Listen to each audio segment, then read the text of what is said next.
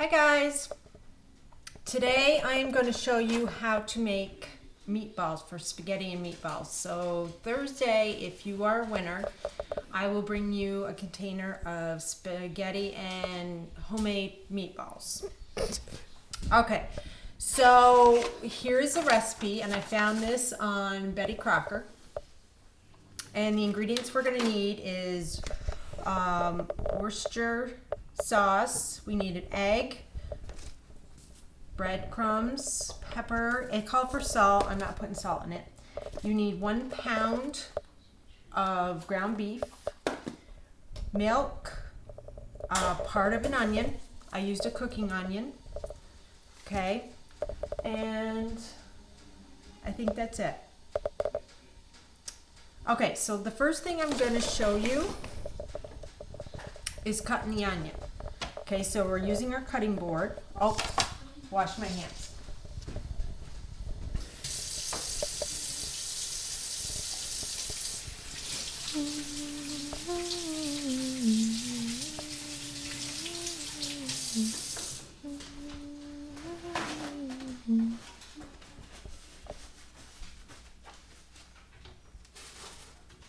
Okay, so the very first thing we do always is wash our hands.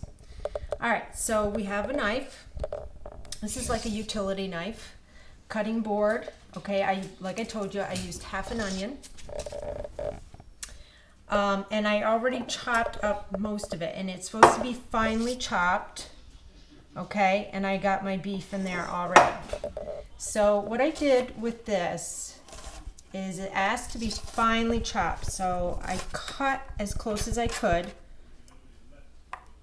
Be very careful when you're cutting. And then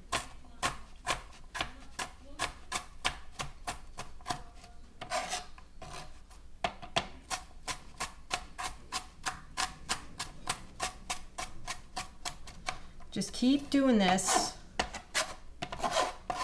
until, I mean, you're never going to get them real fine, but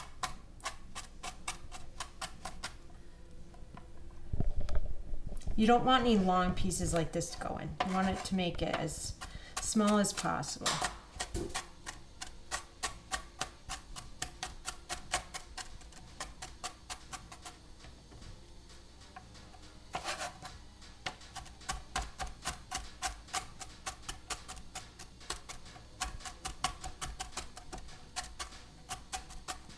Okay.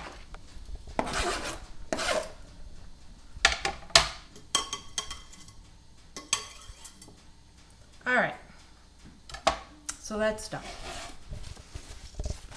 All right, so for this recipe,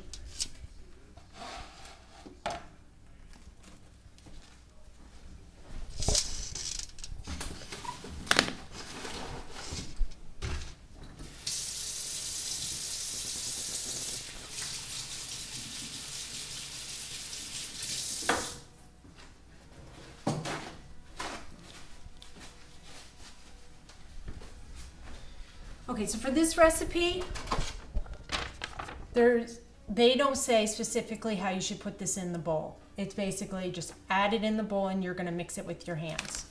Okay? So for the egg,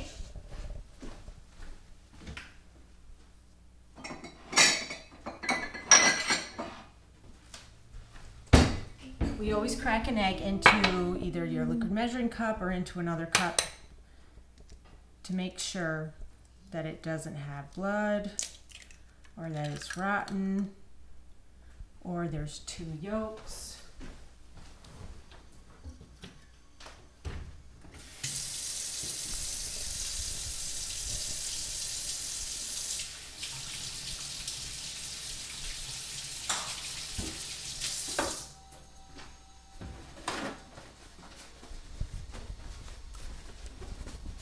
And we have a good egg.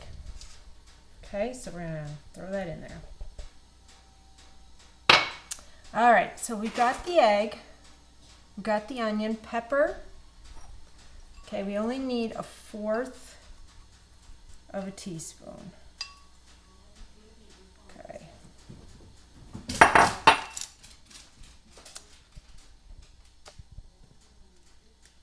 Okay, we need a half of a teaspoon of this.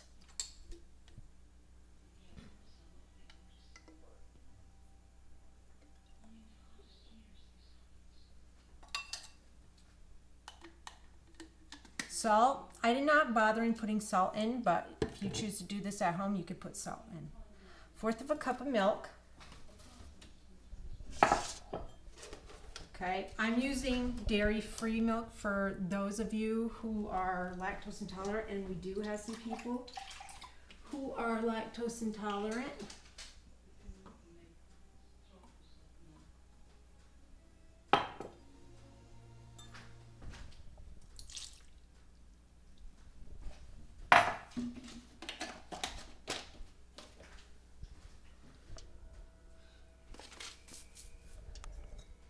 Okay, we're using Italian style breadcrumbs.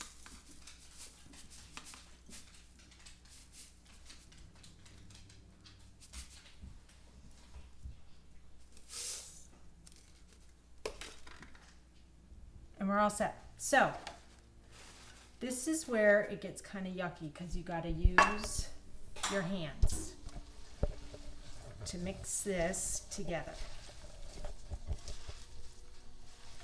And make sure everything gets evenly distributed.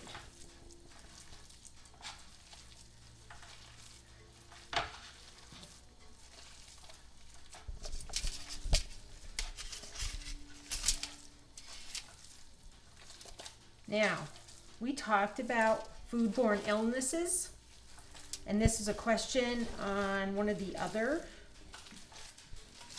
demonstration quizzes. That raw meat can, if you consume raw meat, you can get it. You can cause E. coli, you can cause salmonella. What if you consume a raw egg? What kind of foodborne illness can you get from that? It's not E. coli, but it's salmonella. It's from a chicken. All right. So this is pretty well distributed. So this is what it should look like. And you're going to see flecks of onion, and you're going to see some of the Italian breadcrumbs and stuff like that. Okay? So I wouldn't wash my hands because you're going to be rolling these into, I'd make them a little bit smaller than this. Maybe even a little smaller. Just like that.